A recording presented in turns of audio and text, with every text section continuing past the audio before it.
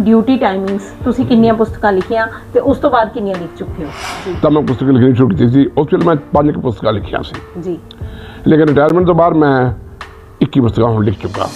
ਕੀ ਕੁਝ ਕਰਨਾ ਦਿੰਦੇ ਹੋ ਜੀ? ਹੁਣ ਜਿਹੜਾ ਐਜੂਕੇਸ਼ਨ ਸਬਜੈਕਟ ਟੱਚ ਕਰ ਰਿਹਾ ਉਹ ਹੈਗਾ ਪੰਜਾਬ ਦੇ ਵਿਕਾਸ ਬਾਰੇ ਔਰ ਦੇਸ਼ ਦੇ ਵਿਕਾਸ ਬਾਰੇ। ਪਹਿਲੇ ਕੰਪੀਟੀਸ਼ਨ ਰੱਖਿਆ ਜਿਹਦਾ ਨਾਂ ਹੀ ਰੱਖਿਆ ਸੀ ਕਿ ਪੰਜਾਬ ਨੂੰ 1 ਨੰਬਰ ਸੂਬਾ ਕਿਵੇਂ ਬਣਾਇਆ ਜਾਵੇ। ਸਤਿ ਸ਼੍ਰੀ ਅਕਾਲ ਜੀ, ਤੁਸੀਂ ਦੇਖ ਰਹੇ ਹੋ ਚੜ੍ਹਦੀ ਕਲਾ ਟਾਈਮ ਟੀਵੀ ਚੈਨਲ ਤੇ ਮੈਂ ਆ ਤੁਹਾਡੇ ਨਾਲ ਹਰਦੀਪ ਕੌਰ।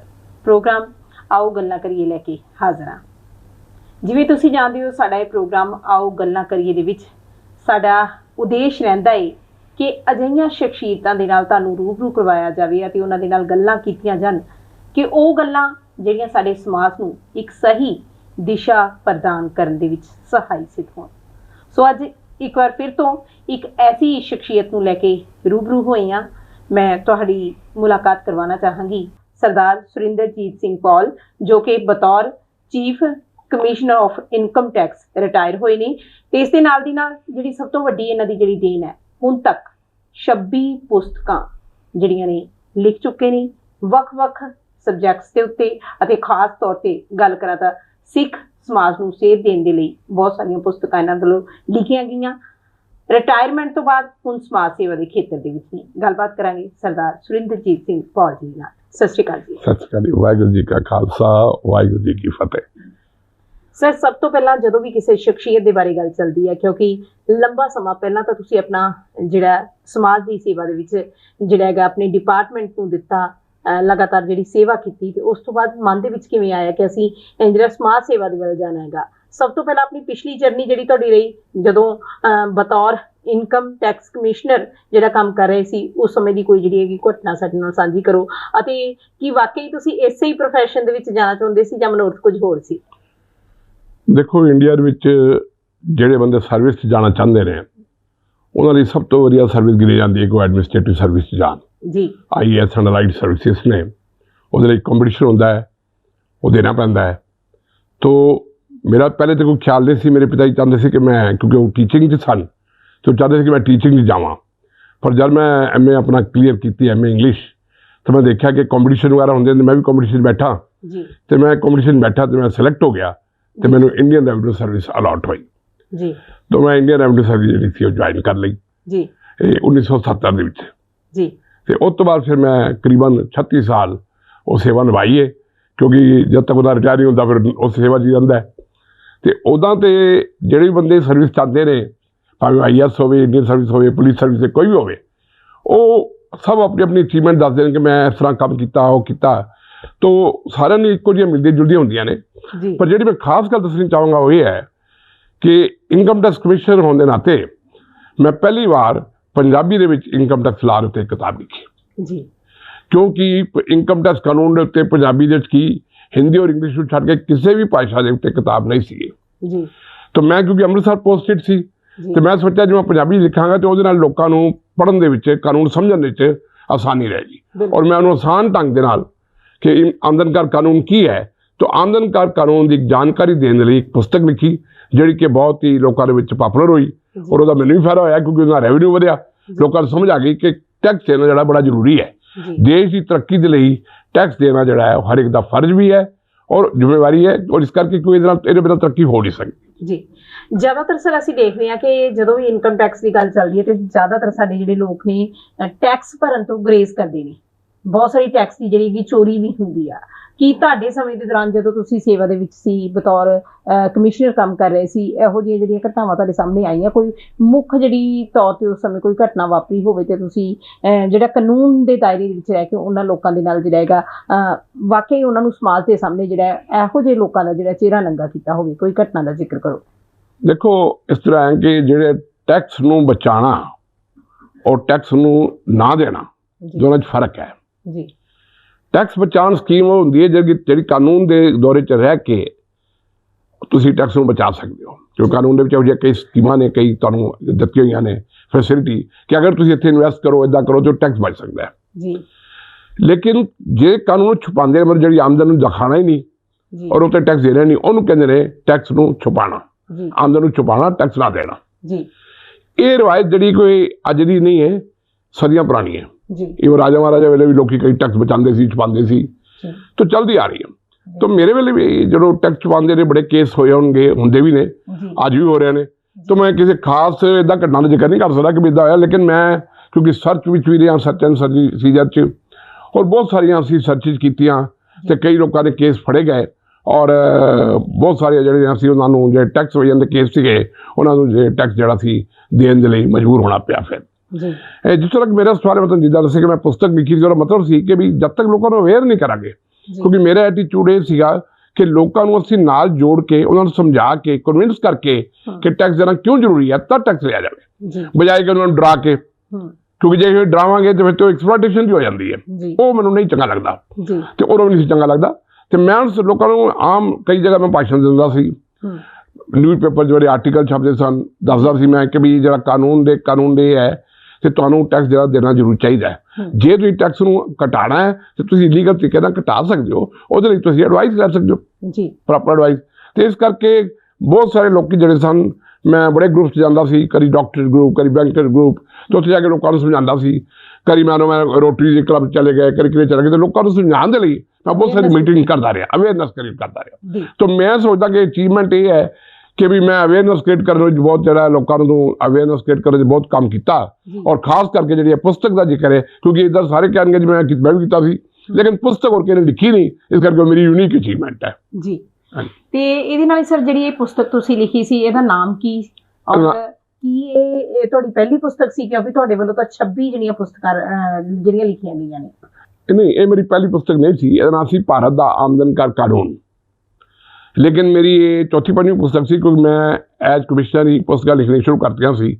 मैनूं पढ़न लिखण दा बड़ा शौक रहा, तो जब मैं अपने कैरियर दे विच भी वैसे मैं इंग्लिश करके IAS च पेयर होया सी, लेकिन उस मैं LLB की, फिर मैं MA हिस्टरी की, MA पंजाबी की, ताकि मैं गुरु ग्रंथ साहब नूं थोड़ा स्टडी कर सका, क्योंकि पंजाबी मेरा मीडियम नहीं सी करी। और जब मैं पंजाबी की फिर तो मेरा दिल किया कि मैं PhD कर लवां। तो PhD करने के लिए फिर मैंने गवर्नमेंट तो परमिशन नहीं मिली, क्योंकि उस वेले मैं हैड ऑफ डिपार्टमेंट बन गया सी। तो उस तो बाद फिर मैं सोचा कि चलो PhD नहीं तो फिर इनू लिखना शुरू कर दें, तो मैं किताबां लिखनी शुरू करतियां। तो मेरी पहली पुस्तक सी गुरु ते गुरबाणी, और इंग्लिश भी सी master and the word divine. लेकिन उस दौरान जो मैं देखा कि लोगों को आमदन कर कानून समझाने की जरूरत है, तो इन्होंने आमदन कर कानून ते भी एक किताब लिखी जाए, तब मैं किताब लिखी जी।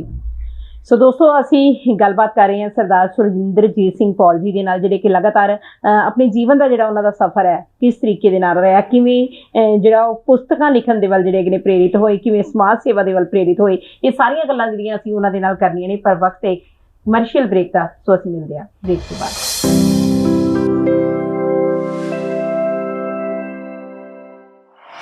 Gurbani news, music, entertainment show ਜਾਂ ਕਿਸੇ ਤਰ੍ਹਾਂ ਦਾ ਕੋਈ ਵੀ ਕੰਟੈਂਟ ਵੇਖਣ ਦੇ ਲਈ ਪਲੇ ਸਟੋਰ ਤੋਂ ਹੁਣੇ ਡਾਊਨਲੋਡ ਕਰੋ ਚੜ੍ਹਦੀ ਕਲਾ ਮੀਡੀਆ ਨੈਟਵਰਕ ਐਪ।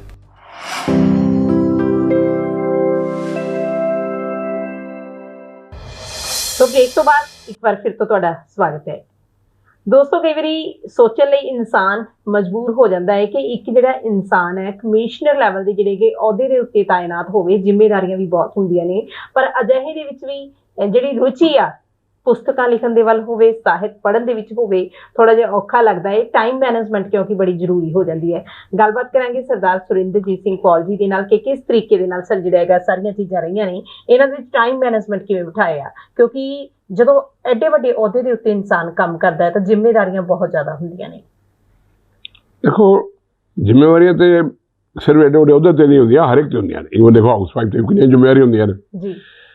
जिम्मेवारियां जो टाइम कढ़ना और अपने शौक के वाल टाइम जरा बिताना, अपने फैमिली नूं अच्छा टाइम देना, ठीक है ना, फ्रेंड सर्कल दे टाइम देना, इनू कहते हैं टाइम मैनेजमेंट जी। तो टाइम मैनेजमेंट ही होंगे। तो इस करके मैं इस सारी चीज़ों वालों अपने आप को तैयार रखता सी कि किदा मैं टाइम सिर अपने घर भी आना है, अपनी वाइफ नूं बच्चों भी देखना है, उन्होंने पढ़ना होंदा है, उन्होंने गाइड करना होंदा है, और सोसाइटी नूं भी टाइम देना चाहिए। तो सोसाइटी नूं टाइम देने की होंदा है कि सोसाइटी डिमांड करती है कि तुसीं कुछ चीज़ां उन्हां लई करो, उन्हां दी सेवा करो। उहदे लई टाइम उस वेले घट मिलता है, पर जो बंदा रिटायर हो जाता है फिर कोल टाइम होंदा काफ़ी, फिर वो ज़्यादा कर सकता है। तो इस करके मैं उदों भी मेरी कोशिश होंदी सी कि जो काम सोसाइटी लिए भी हो सकता है थोड़ा टाइम कढ़िया जाए, और फैमिली लिए भी टाइम कढ़िया जाए। और पढ़न का क्योंकि मैंने शौक सी, तो ये मेरी हॉबी है। तो जो भी मैं टाइम मिलेगा, लगे टाइम होएगा, तो मैं उन्हें पढ़ांगा, लिखांगा, कुछ लिखांगा, कुछ पढ़ांगा। तो वो मेरा शौक रहा। ਜੀ ਇਸ ਕਰਕੇ ਮੈਂ ਕਰਦਾ ਸੀ ਜੀ। ਸਰ ਤੁਹਾਡੀ ਰਿਟਾਇਰਮੈਂਟ ਕਦੋਂ ਹੋਈ ਔਰ ਡਿਊਰਿੰਗ ਡਿਊਟੀ ਟਾਈਮਿੰਗਸ ਤੁਸੀਂ ਕਿੰਨੀਆਂ ਪੁਸਤਕਾਂ ਲਿਖੀਆਂ ਤੇ ਉਸ ਤੋਂ ਬਾਅਦ ਕਿੰਨੀਆਂ ਲਿਖ ਚੁੱਕੇ ਹੋ? ਮੈਨੂੰ ਹੁਣ ਰਿਟਾਇਰ ਹੋਏ ਨੂੰ ਕਰੀਬਨ 16 ਸਾਲ ਹੋ ਗਏ ਜੀ। 17 ਸਾਲ ਤੇ ਰਿਟਾਇਰਮੈਂਟ ਪਹਿਲੇ ਕੋਈ ਟਾਈਮ ਘੱਟ ਮਿਲਦਾ ਸੀ ਔਰ ਮੈਂ ਤੁਹਾਨੂੰ ਦੱਸਿਆ ਕਿ ਮੈਂ ਪੜ੍ਹਦਾ ਰਿਹਾ ਵੀ ਜਦੋਂ PhD ਜਦੋਂ ਮੈਨੂੰ ਗਵਰਨਮੈਂਟ ਨੇ ਪਰਮਿਸ਼ਨ ਨਹੀਂ ਸੀ ਦਿੱਤੀ ਤਾਂ ਮੈਂ ਪੁਸਤਕ ਲਿਖਣੀ ਸ਼ੁਰੂ ਕੀਤੀ ਸੀ। ਉਸ ਵੇਲੇ ਮੈਂ 5 ਪੁਸਤਕਾਂ ਲਿਖੀਆਂ ਸੀ ਜੀ। ਲੇਕਿਨ ਰਿਟਾਇਰਮੈਂਟ ਤੋਂ ਬਾਅਦ ਮੈਂ 21 ਪੁਸਤਕਾਂ ਹੁਣ ਲਿਖ ਚੁੱਕਾ ਜੀ। तो 26 ਪੁਸਤਕਾਂ ਹੋ ਗਈਆਂ ਨੇ। तो ਉਹਨਾਂ ਦੇ ਵਿੱਚ ਜ਼ਿਆਦਾਤਰ ਪੁਸਤਕਾਂ ਸਿੱਖ ਧਰਮ ਨਾਲ ਸੰਬੰਧਿਤ ਨੇ, ਕੁਝ ਇਤਿਹਾਸ ਨਾਲ, ਕੁਝ ਬਾਣੀ ਨਾਲ। ਲੇਕਿਨ ਇਹਦੇ ਇਲਾਵਾ ਮੈਂ ਲਿਟਰੇਚਰ ਦੇ ਤੌਰ ਤੇ ਵੀ ਕੁਝ ਪੁਸਤਕਾਂ ਲਿਖੀਆਂ, ਜਿਵੇਂ 3 ਨਾਵਲ ਲਿਖੇ ਨੇ ਜੀ और मैं 2 पोइट्री दी कलैक्शन लिखिया ने जी और एक मैं ट्रैवलॉग लिखिया, मतलब सफरनामा जी। तो जेडे नावल ने मेरे उन्होंने चो एक नावल उत्ते मिट्टी दा बाबा फिल्म भी बनी है जी। धर्मराज जब लिखा मैं बैक नावल लिखा सी अच्छा। और एक फिल्म बनी है मिट्टी दा बाबा पंजाबी च जी। हाँ जी सर बहुत चंगा लग रहा तुहाडे नाल गलबात करते हुए, खास तौर पे एक अजिही शख्सियत दे नाल गल करना जिन्होंने वक्-वक् विषयां नूं जिहड़ा अपनी कलम दे राहीं छोया। ड्यूटी दे दौरान भी जिहड़ियां पुस्तकां लिखदे रहे, पर इन्हां सारियां चीज़ां तो हट के एक नवीं जिहड़ी संस्था दा तुहाडे वल्लों गठन किया गया, केस संभाल प्रचार संस्था जी जी। बच्चों नूं जिहड़े साडे अज दे बच्चे ने सिੱਖੀ ਤੋਂ ਪਤਿਤ ਹੋ ਰਹੇ ਨੇ, ਉਹਨਾਂ ਨੂੰ ਜਿਹੜਾ ਹੈਗਾ ਤੁਹਾਡੇ ਵੱਲੋਂ ਜਿਹੜਾ ਪ੍ਰੇਰਿਤ ਕੀਤਾ ਜਾ ਰਿਹਾ ਹੈ ਕਿ ਅਸੀਂ ਸਿੱਖੀ ਸਰੂਪ ਦੇ ਵਿੱਚ ਕਿਵੇਂ ਜਿਹੜਾ ਹੈਗਾ ਜੱਜ ਕੇ ਰਹਿਣਾ ਹੈਗਾ, ਅਤੇ ਖਾਸ ਤੌਰ ਤੇ ਜਿਹੜਾ 506 ਦੀ ਗੱਲ ਤੁਸੀਂ ਕੀਤੀ ਹੈਗੀ ਉਹਦੇ ਬਾਰੇ ਥੋੜੀ ਜਿਹੀ ਡਿਟੇਲ ਦੇ ਵਿੱਚ ਜਾਣਕਾਰੀ ਦਿਓ। ਜਿਵੇਂ ਮੈਂ ਦੱਸਿਆ ਕਿ ਮੈਂ ਵੈਸੇ ਰਿਟਾਇਰਮੈਂਟ ਤੋਂ ਬਾਅਦ ਬਹੁਤ ਸਾਰੀ ਸੰਸਥਾਵਾਂ ਨਾਲ ਜੁੜਿਆ ਹੋਇਆ ਜੀ, ਜਿਨ੍ਹਾਂ 'ਚ ਕਿ ਜਿਵੇਂ ਚੀਫ ਖਾਲਸਾ ਦੀਵਾਨ ਹੈ ਜੀ, ਇਹਦਾ ਇੱਕ ਐਜੂਕੇਸ਼ਨ ਆਰਗੇਨਾਈਜੇਸ਼ਨ ਹੈ यूपी ਦੇ ਵਿੱਚ, ਉਹਨਾਂ ਨਾਲ ਜੁੜਿਆ। ਇੱਕ ਸਾਡੇ ਉੱਥੇ ਦਿੱਲੀ ਵਿੱਚ ਹੈ ਹਸਪੀਟਲ ਹੀ ਸਾਡਾ ਇੱਕ MKW ਹਸਪੀਟਲ, ਉਹਦੇ ਨਾਲ ਜੁੜਿਆ ਟਰਸਟ ਨਾਲ। ਪਰ ਇਹ ਸੰਸਥਾ ਜਿਹੜੀ ਹੈ 1999 ਵਿੱਚ ਜਦੋਂ ਖਾਲਸਾ ਪੰਥ ਦੀ ਸਿਰਜਣਾ ਦੀ 300 ਸਾਲ ਮਨਾਇਆ ਜਾਣਾ ਸੀ ਜੀ, ਤੇ ਕਿਉਂਕਿ ਜਿਹੜੇ ਲੀਡਰ ਸਨ ਸਾਰੇ ਕਹਿੰਦੇ ਸੀ ਕਿ ਅਸੀਂ ਜੀ ਅੰਮ੍ਰਿਤ ਛਕਾਵਾਂਗੇ ਬਹੁਤ ਸਾਰੇ ਲੋਕਾਂ ਨੂੰ, ਤੇ ਮੇਰਾ ਕਹਿਣਾ ਮਤਲਬ ਕਿ ਇਕੱਲੇ ਅੰਮ੍ਰਿਤ ਛਕਾਉਣ ਨਾਲ ਕੰਮ ਬਣਦਾ ਨਹੀਂ। ਗੁਰੂ ਸਾਹਿਬ ਨੇ ਤੇ ਅੰਮ੍ਰਿਤ ਛਕਾਉਣ ਮਤਲਬ ਹੁੰਦਾ ਕਿ ਜੀਵਨ ਜਾਂਚ ਇੱਕ ਜਿਹੜੀ ਅਪਣਾਉਣੀ ਹੈ ਜੀ। तो ਅਸੀਂ ਜੇ ਦੇਖਿਆ ਕਿ ਵੀ ਇਹ ਨਹੀਂ ਕੋਈ, ਮੈਂ ਉਹਨਾਂ ਨੂੰ ਕਹਿੰਦਾ ਸੀ ਕੋਈ ਇਹੋ ਜਿਹੀ ਚੀਜ਼ ਬਣਾਓ ਜਿਹੜਾ ਕਿ ਕੌਮ ਨੂੰ ਆਉਣ ਵਾਲੀ ਸਮੇਂ 'ਚ ਫਾਇਦਾ ਹੋਵੇ ਜੀ। तो एक तो पहली गल तो ये जरूरी होनी चाहिए कि तुसीं पतित पड़े नूं ठल पानी असीं। दूसरा है कि तुसीं नशा दा रुझान वधदा जा रहा है, इहनूं रोको। उस वेले भी ये रुझान शुरू हो गया सी कि 12वीं बच्चे जान लग गए सी। ये जिहड़े रुझान ने पंजाब दी स्टेट नूं इन्हां ने नीवां उहदा पद्धर कीता है, ते इस करके मैं उन्हां नूं ये गल कही कि भी ये करना जरूरी है। पर सारे लोग क्योंकि इहो जी गल नहीं ध्यान दे रहे सन, तो असीं संस्था बना लई केस संभाल प्रचार संस्था। तो उस संस्था ने ਵਿੱਚ कई होर ऑब्जेक्ट्स लैके समाजिक, कोई कला अगर कहा जाए कि दस्तार सजाओ नहीं कहांगे, केस रखन नहीं कहांगे, तो वो बच्चों के उत्ते कोई असर नहीं होना। बच्चों को तो परसनैलिटी डिवेलपमेंट करके उन्होंने समझाना पैंदा है कि क्यों जरूरी है और ये तुहाडी शख्सियत की वाधा होता है जी। तो वो जरूरी है कि उन्होंने पूरी ओवरऑल डिवेलपमेंट होवे जी। तो असीं इहदे मतलब पक्षों असीं समाजिक तौर पर और विद्यक तौर पर उन्होंने काफ़ी प्रोग्राम करवाए और बच्चों उन्होंने जोड़िया। कई तरह के कैंप लगाए, असी परसनैलिटी डिवेलपमेंट के प्रोग्राम करवाए, वे इंग्लिश स्पीकिंग हो गया या जी अपनी परसनैलिटी किदा निखार लिया सकते हो, किदा बोल सकते हो, ये सारी चीज़ें सिखा के तो उन्होंने दसना है कि तुहाडी परसनैलिटी जी है वो डिवेलपमेंट किदा होंदी है। और वो खास प्रोग्राम जो असीं करांदे रहे हैं जिहदा नाम है सैगा, उसका नाम है spiritual and general ability contest. वो हर साल होंदा है, हुण 24वां होया सी पिछले साल जी सर, क्योंकि वैसे ने सानूं 26 साल हो गए ने, पर 2 साल कोरोना विच नहीं हो पाया। ਉਹਦੇ 'ਚ ਅਸੀਂ लड़के लड़कियां ਨੂੰ ਉਹਨਾਂ ਦੀ ਸ਼ਖਸੀਅਤ ਦੇ ਆਧਾਰ ਤੇ, ਉਹਨਾਂ ਦੀ ਕਾਬਲੀਅਤ ਦੇ ਆਧਾਰ ਤੇ, ਜਿਹਦਾ ਬਿਊਟੀ ਕੰਪੀਟੀਸ਼ਨ ਨਹੀਂ ਹੁੰਦੇ ਉਹਦੇ 'ਤੇ ਅਸੀਂ ਕਿਉਂਕਿ ਉਹਦੇ 'ਚ ਇੱਕ ਅਧਿਆਤਮਿਕ ਪੱਖ ਜੋੜਦੇ ਹਾਂ ਕਿ ਉਹਦਾ ਦੇਖਦੇ ਹਾਂ ਕਿ ਉਹਨੂੰ ਸਿੱਖੀ ਧਰਮ ਬਾਰੇ ਵੀ ਨੌਲੇਜ ਹੈ, ਦੂਜਾ ਧਰਮਾਂ ਬਾਰੇ ਕੰਪੈਰੇਟਿਵ ਰਿਲੀਜਨ ਬਾਰੇ ਨੌਲੇਜ ਹੈ, ਔਰ ਫਿਰ ਉਹਦੀ ਪਰਸਨੈਲਿਟੀ ਕੀ ਹੈ, ਟੈਲੈਂਟ ਕੀ ਹੈ, ਉਹਦੇ 'ਤੇ ਆਧਾਰ 'ਤੇ ਅਸੀਂ ਹੀ ਖਾਲਸਾ ਤੇ ਸ਼ੀ ਖਾਲਸਾ ਬਣਾਉਂਦੇ ਹਾਂ ਜੀ। ਤੇ ਉਹ ਜਿਹੜੇ ਹੀ ਖਾਲਸਾ ਸ਼ੀ ਖਾਲਸਾ ਬੜੇ ਇੰਨੇ ਸਾਲਾਂ 'ਚ ਅੱਜ ਉਹ ਬੜੀਆਂ ਅੱਛੀਆਂ ਪੋਸਟਾਂ ਦੇ ਨੇ ਕਈ, ਔਰ ਉਹ ਹੁਣ ਇੱਕ ਕਿਸਮ ਦੇ ਸਾਡੇ ਐਂਬੈਸਡਰ ਬਣ ਕੇ ਧਰਮ ਦਾ ਪ੍ਰਚਾਰ ਕਰਦੇ ਨੇ, ਔਰ ਇਸ ਗੱਲ ਪਤਿਤ ਪੜੇ ਰੋਕਣ ਦੇ ਵੀ ਸਾਡੇ ਸਹਾਈ ਹੋਏ ਨੇ ਜੀ। ਵੈਸੇ ਤਾਂ ਦੋਸਤੋ ਜਿਹੜੀਆਂ ਕਿ ਸ਼ਬਦ ਆ ਗਏ ਇਹ ਹੀ ਖਾਲਸਾ ਔਰ ਸ਼ੀ ਖਾਲਸਾ ਆਪਣੇ ਆਪ ਦੇ ਵਿੱਚ ਇੱਕ ਮਾਨਮੱਤਾ ਜਿਹੜਾ ਹੈਗਾ ਮੈਂ ਕਹਾਂਗੀ ਕਿ ਸ਼ਬਦ ਹੈਗੀ। ਜਦੋਂ ਵੀ ਕਿਸੇ ਬੱਚੇ ਦੇ ਨਾਲ ਇਹ ਸ਼ਬਦ ਜੁੜਦਾ ਹੈ ਤੇ ਆਪਣੇ ਆਪ ਦੇ ਵਿੱਚ ਹੀ ਬੜੀਆਂ ਉਹਨਾਂ ਨੂੰ ਇਸ ਚੀਜ਼ ਦਾ ਅਹਿਸਾਸ ਕਰਾਉਣ ਵਾਲਾ ਹੈਗਾ ਕਿ ਤੁਸੀਂ ਸਮਾਜ ਦੇ ਲਈ ਕੁਝ ਕਰਨਾ ਹੈ। ਗੱਲਾਂ ਬਾਤਾਂ ਦਾ ਸਿਲਸਿਲਾ ਅਸੀਂ ਇਸੇ ਤਰੀਕੇ ਜਾਰੀ ਰੱਖਣਾ ਸਰਦਾਰ ਸੁਰਿੰਦਰਜੀਤ ਸਿੰਘ ਪੌਲ ਜੀ ਦੇ ਨਾਲ। ਹੋਰ ਵੀ ਬਹੁਤ ਸਾਰੀਆਂ ਗੱਲਾਂ ਕਰਨੀਆਂ ਨੇ ਕਿਉਂਕਿ ਫਿਊਚਰ ਦੇ ਬਾਰੇ ਵੀ ਜਾਣਨਾ, ਬਹੁਤ ਕੁਝ ਕਰ ਰਹੇ ਨੇ, ਕਰਨਾ ਕੀ ਹੋਰ ਲੋੜੀਂਦਾ ਹੈ, ਇਸੇ ਬਾਰੇ ਗੱਲਬਾਤ ਕਰਾਂਗੇ। ਵਕਤ ਇੱਕ ਕਮਰਸ਼ੀਅਲ ਬ੍ਰੇਕ ਦਾ, ਮਿਲਦੇ ਹਾਂ ਬ੍ਰੇਕ ਤੋਂ ਬਾਅਦ।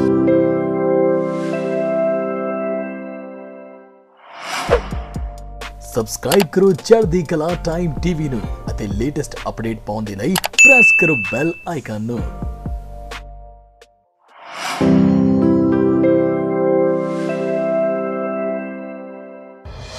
ब्रेक तो बाद एक बार फिर तो थोड़ा स्वागत है। मेरे नाल हाज़र ने सरदार सुरिंदरजीत सिंह पॉल जी, एक वो शख्सियत जिहड़े लगातार विच रहे ने, क्योंकि कहते हैं कि वधदी उम्रे जिहड़ा वो दमखम, वो जिहड़ी आवाज़ दे विच बड़क और कुछ ना कुछ करन दी जिहड़ी इच्छा जनून उन्हां दे विच तुहानूं साक्षात जिहड़ी है अज दी इस इंटरव्यू दे विच दिखाई दित्ती है। अगे उन्हां दी की फ्यूचर प्लानिंग्स ने, की होर मन दे विच तांग है कि ये कुछ करना रह गया है, हले में करना है, उस बारे गलबात करांगे। हाँ जी सर, असीं गलबात कर रहे सी कि बहुत सारा काम कर चुके हो, पर हले भी जिहड़ा मन दे विच वो जिहड़ा जनून उत्साह अज भी तुहाडे चेहरे दे उत्ते डुल डुल पै रिहा, की कुछ करना लैंदे हो?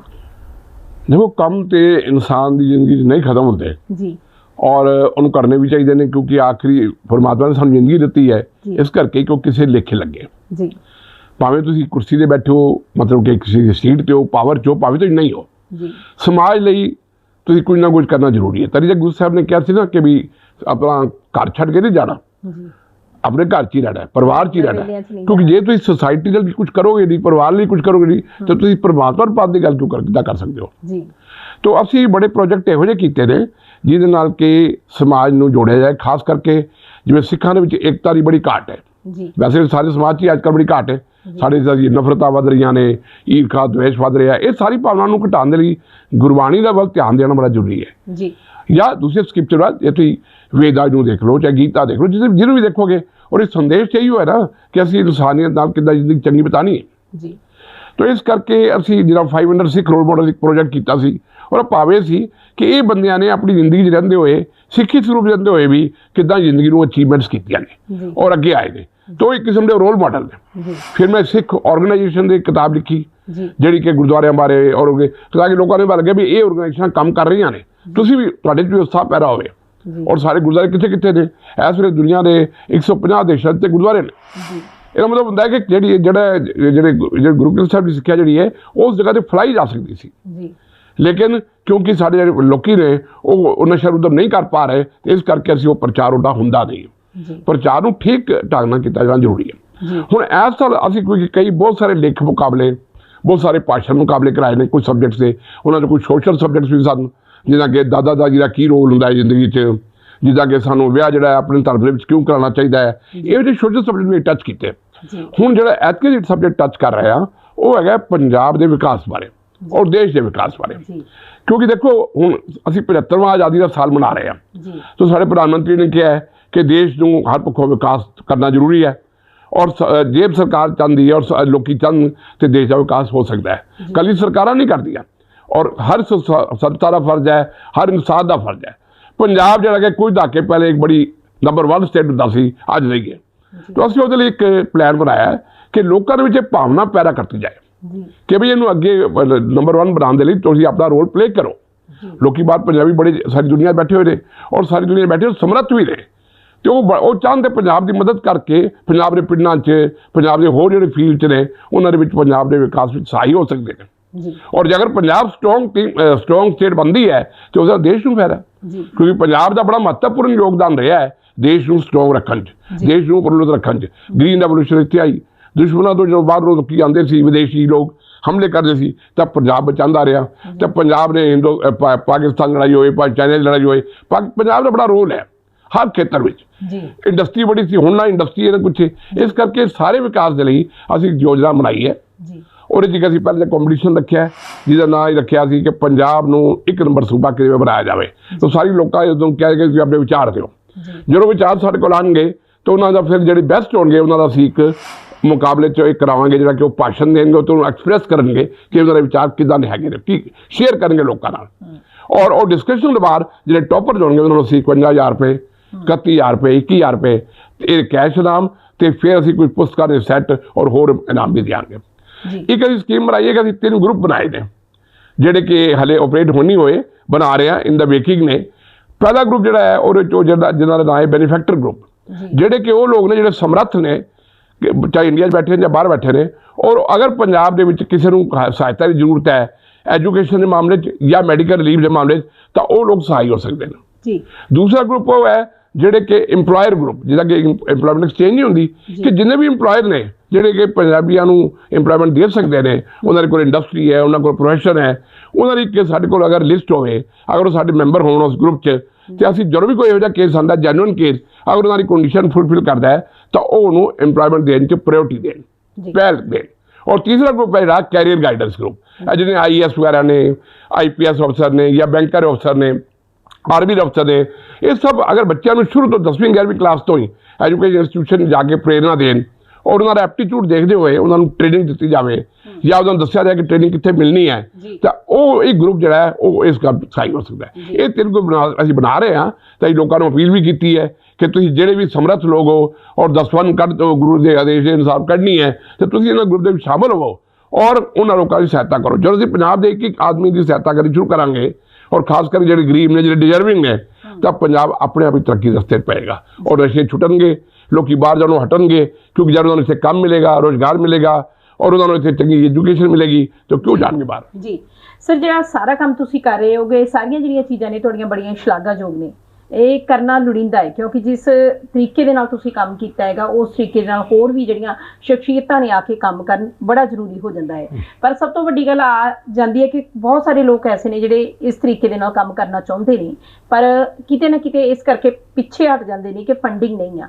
ਹੁਣ ਜੇਕਰ ਤੁਹਾਡੀ ਸਪੈਸ਼ਲੀ ਸੰਸਥਾ ਦੀ ਗੱਲ ਕੀਤੀ ਜਾਵੇ ਤਾਂ ਤੁਹਾਡੀ ਸੰਸਥਾ ਦੇ ਕੋਲ ਜਿਹੜੀ ਸਾਰੀ ਫੰਡਿੰਗ ਆ ਕਿੱਥੋਂ ਆਉਂਦੀ ਹੈ? ਸਾਡੀ ਸੰਸਥਾ ਕੋਲ ਕੋਈ ਫੰਡ ਨਹੀਂ ਹੈ। ਅਸੀਂ ਫੰਡ ਜ਼ਿਆਦਾ ਇਸ ਕਰਕੇ ਨਹੀਂ ਰੱਖਦੇ ਕਿ ਫੰਡ ਰੱਖਣ ਨਾਲ ਵੀ ਦੇਖੋ ਕੋਈ ਸੰਸਥਾਵਾਂ ਨੇ ਚੱਲਦੀਆਂ ਲੜਾਈਆਂ ਹੋਣ ਲੱਗ ਜਾਂਦੀਆਂ ਨੇ ਜੀ, ਫਿਰ ਤੇ ਅਗਰ ਮੈਂ ਪ੍ਰੈਜ਼ੀਡੈਂਟ ਮੈਂ ਬਣਾ ਤੇ ਮੈਂ ਫਾਇਦਾ ਉਠਾਵਾਂ, ਮੈਂ ਇਹਦੇ 'ਚ ਕੋਈ ਫੰਡਿੰਗ ਇੱਦਾਂ ਨਹੀਂ ਹੈ। ਜਿਹੜੇ ਸਾਡੇ ਟਰਸਟੀ ਨੇ ਜੀ, ਉਹ ਜਿਹੜਾ ਵੀ ਪ੍ਰੋਜੈਕਟ ਅਸੀਂ ਕਰਦੇ ਹਾਂ ਅਸੀਂ ਆਪ ਪੈਸੇ ਦਿੰਦੇ ਹਾਂ, ਕੰਟਰੀਬਿਊਟ ਕਰਦੇ ਹਾਂ।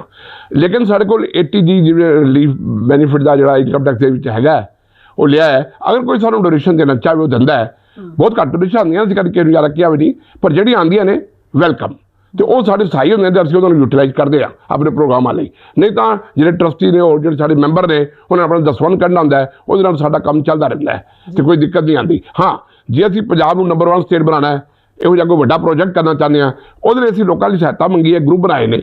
ਇਸ ਕਰਕੇ ਬਣਾਏ ਨੇ ਕਿਉਂਕਿ ਇਹਦੀ ਸੰਸਥਾ ਦਾ ਇਹ ਰੋਲ ਨਹੀਂ ਹੈ ਕਿ ਵੀ ਉਹ ਫਾਈਨੈਂਸ ਵੱਲੋਂ ਤੋਂ ਲੈਣਾ ਹੈ।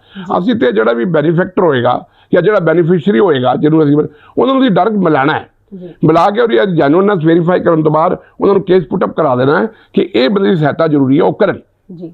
ਔਰ ਇਹਦਾ ਜਿਹੜੀ ਗਾਈਡੈਂਸ ਦੀ ਗੱਲ ਹੈ, ਹੁਣ ਬੱਚਿਆਂ ਨੂੰ ਟ੍ਰੇਨਿੰਗ ਨਹੀਂ ਮਿਲਦੀ ਤਾਂ ਉਹਨਾਂ ਨੂੰ ਕੀ ਪਤਾ IAS ਕਿੱਥੇ ਹੁੰਦਾ ਔਰ ਕੀ ਹੁੰਦਾ ਹੈ, ਬੈਂਕਾਂ ਦੀ ਕੀ ਨੌਕਰੀਆਂ ਨੇ, ਆਰਮੀ ਦੀ ਕੀ ਜੋਬ ਨੇ, NDA ਦੀ ਕੰਪੀਟੀਸ਼ਨ ਜਾਣਾ ਹੈ, ਉਹਨਾਂ ਨੂੰ ਟ੍ਰੇਨਿੰਗ ਦੇਣ ਲਈ, ਉਹਨਾਂ ਨੂੰ ਅਵੇਅਰਨੈਸ ਕਰਨ ਲਈ ਅਸੀਂ ਇੱਕ ਗਰੁੱਪ ਬਣਾਇਆ ਹੈ ਜਿਹੜਾ ਕਿ ਬੱਚਿਆਂ ਨੂੰ ਜਾ ਕੇ ਅਵੇਅਰ ਕਰੇ, ਟ੍ਰੇਨਿੰਗ ਦਵਾਏ। ਔਰ ਅਗਰ ਕੋਈ ਬੱਚਾ ਸਮਰੱਥ ਹੈ ਪਰ ਉਹ ਕੋਲ ਪੈਸੇ ਨਹੀਂ ਹੈਗੇ ਤਾਂ ਅਸੀਂ ਉਹਦੀ ਟ੍ਰੇਨਿੰਗ ਦੇ ਵਿੱਚ ਫਾਈਨੈਂਸ਼ੀਅਲ ਹੈਲਪ ਵੀ ਕਰੀਏ।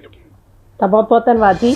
ਅੱਜ ਦੇ ਸਮੇਂ ਦੀ ਜੇਕਰ ਅਸੀਂ ਗੱਲ ਕਰੀਏ ਤਾਂ ਸਾਡੇ ਬੱਚਿਆਂ ਨੂੰ ਸੰਭਾਲਣਾ, ਕਿਉਂਕਿ ਸਾਡੇ ਬੱਚੇ ਹੀ ਸਾਡੇ ਆਉਣ ਵਾਲੇ ਸਮੇਂ ਦਾ ਜਿਹੜਾ ਹੈਗਾ ਸਾਡੇ ਦੇਸ਼ ਦਾ ਭਵਿੱਖ ਨੇ, ਉਹਨਾਂ ਨੂੰ ਕੈਰੀਅਰ ਗਾਈਡੈਂਸ ਦੇਣੀ ਅਤੇ ਕੈਰੀਅਰ ਗਾਈਡੈਂਸ ਦੇ ਦੌਰਾਨ ਜਿਹੜੇ ਬੱਚੇ ਆਪਣੀਆਂ ਫੀਸਾਂ ਨਹੀਂ ਭਰ ਸਕਦੇ ਉਹਨਾਂ ਨੂੰ ਵੀ ਮਦਦ ਦੇਣਾ ਅਤੇ ਜਿਸ ਤਰੀਕੇ ਦੇ ਨਾਲ ਪੰਜਾਬ ਨੂੰ ਨੰਬਰ 1 ਦਾ ਸੂਬਾ ਬਣਾਉਣ ਦਾ ਸੁਪਨਾ ਇਹਨਾਂ ਵੱਲੋਂ ਦੇਖਿਆ ਗਿਆ ਹੈ, ਸ਼ਾਲਾ ਉਸ ਸੁਪਨੇ ਨੂੰ ਪੂਰ ਪਵੇ। ਇਹਨਾਂ ਦੁਆਵਾਂ ਦੇ ਨਾਲ ਪ੍ਰੋਗਰਾਮ ਦੇ ਵਿੱਚ ਅਸੀਂ ਇਜਾਜ਼ਤ ਲਵਾਂਗੇ। ਮੇਰੇ ਨਾਲ ਸਰਦਾਰ ਸੁਰਿੰਦਰਜੀਤ ਸਿੰਘ ਪੌਲ ਜੀ ਤੇ ਮੈਨੂੰ ਹਰਦੀਪ ਕੌਰ ਨੂੰ ਦਿਓ ਇਜਾਜ਼ਤ। ਅਗਲੇ ਹਫਤੇ ਵੀ ਦੇਖਣਾ ਪ੍ਰੋਗਰਾਮ ਆਓ। ਧੰਨਵਾਦ।